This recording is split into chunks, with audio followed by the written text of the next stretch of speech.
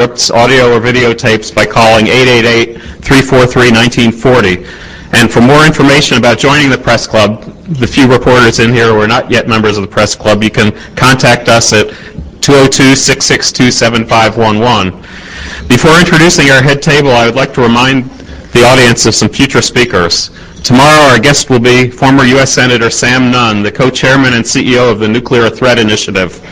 On Tuesday, March 15th, 1 month before the dreaded tax day, Mark Everson, the Commissioner of the Internal Revenue Service, will address our members. And on Friday, March 18th, our speaker will be LeVar Burton, actor and spokesperson for the Children's Miracle Network. And coming up in April, our guests will include Jane Fonda and Senator Barack Obama. If you have any questions for our speaker, please write them on the cards provided at your table and pass them up to me. I'll ask as many as time permits. I'd now like to introduce our head table guests and ask them to stand briefly when their names are called. Please hold your applause until all head table guests are introduced. From your right, Jane Podesta of People magazine. Elaine Bohl, the Senior Public Information Officer of the UN High Commissioner for Refugees. And without Elaine, this event would not be taking place. Thank you so much, Elaine. Stephen Labaton of the New York Times and co-chair of the National Press Club's Freedom of the Press Committee. Taylor Kennedy of National Geographic. John Fredrickson, Coordinator of External Affairs for the UN Refugee Agency and guest of our speaker. Bob Cardin of Cardin Communications and the Speakers Committee member who coordinated today's lunch. Thanks, Bob. Kalude Doherty, the regional rep of the UN Refugee Agency and a guest of our speaker. Bill McCarran, the president of U.S. Newswire and chairman of the Press Club Speakers Committee. Skipping over our speaker, Allison Bethel of the Detroit News and National Press Club board member, also the winner of the President's Club Award for recruiting more new Press Club members than any other individual in the past year. Thank you very much, Allison. Next, Anna Iannuzzo of ANSA, Elizabeth Dallum, Protection Officer of the UN Refugee Agency, Casper Zeuthen of Yomiuri Shimbun, Mark Hamrick, AP Broadcast and Vice Chair of the National Press Club Board of Governors, and Mark Bueno of Dow Jones, a member of the National Press Club President's Task Force on the Arts.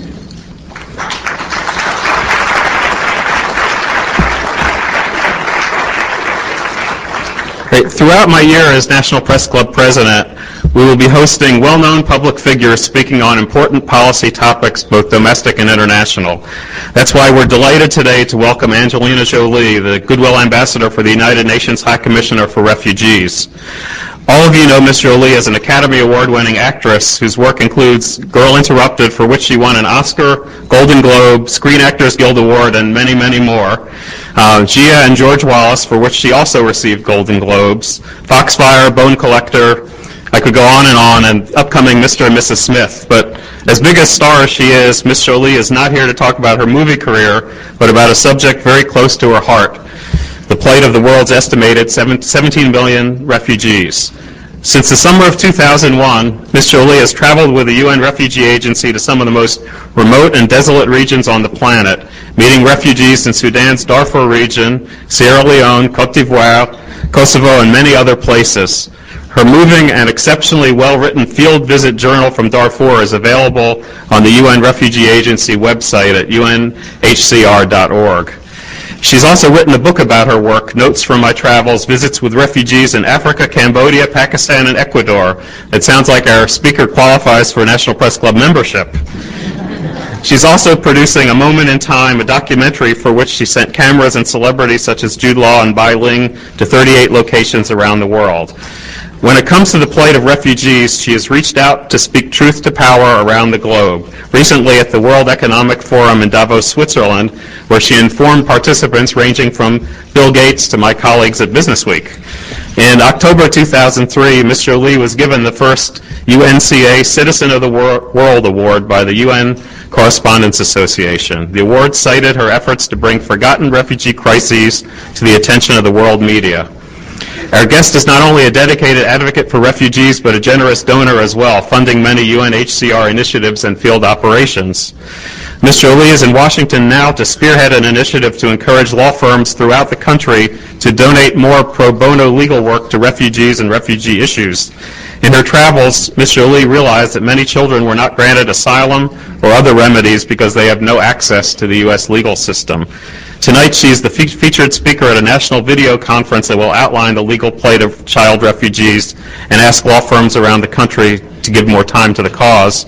And tomorrow night, she and former Secretary of State Colin Powell are being presented with a humanitarian award by the Kuwaiti Foundation, which has raised more than $1 million for Iraqi refugees. Ladies and gentlemen, please welcome Angelina Jolie.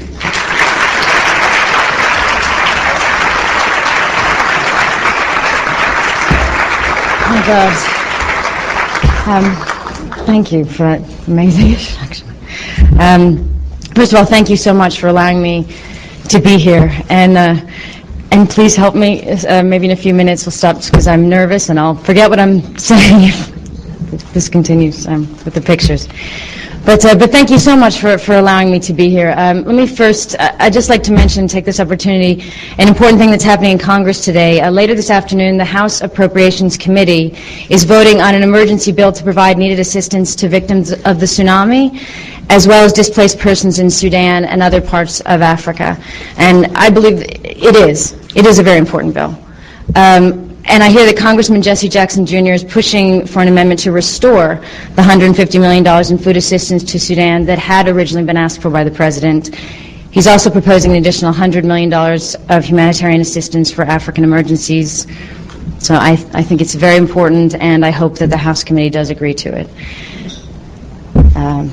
Back to why we're here. Thank you. For the last 4 years, I have met with refugees in Africa, Southeast Asia, South America, and most recently in Darfur, Sudan. Refugees are some of the most amazing people, and especially the children. Many of them have seen their families murdered in front of them. They've lost their homes. They've been physically attacked themselves.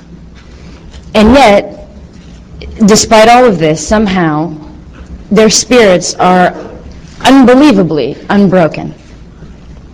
And most people don't realize that there are over 50 million people in the world who have had to flee their homes, and half of them are children. So why we're here today?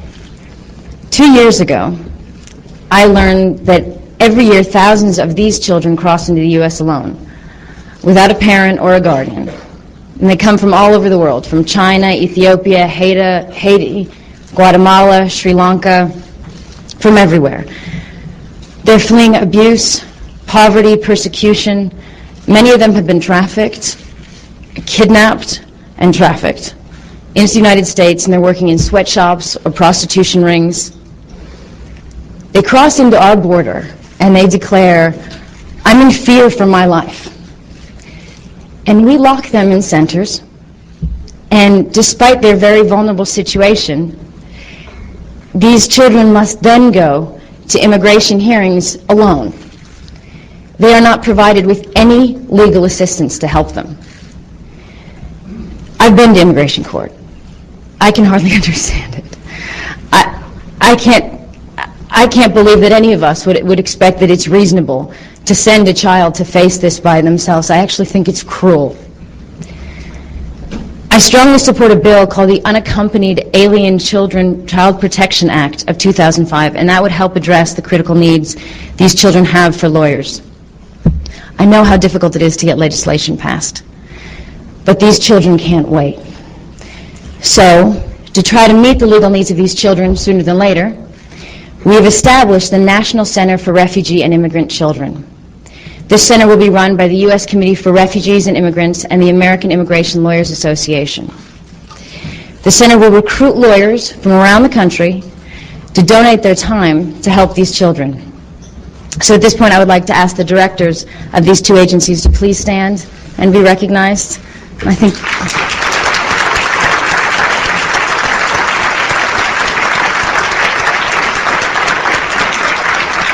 I'm sure if you have any questions about how the center will operate, I'm sure they would love to speak to you, and I advise you to please do that. I'm also pleased to announce that a number of law firms have already committed to taking on a number of cases pro bono, and I'd like to take this opportunity to mention them. Holland & Knight, Fried Frank, Dorsey & Whitney, Morgan Lewis, Latham and Watkins, Jenkins and Gilchrist, Fulbright and Jarowski, Powell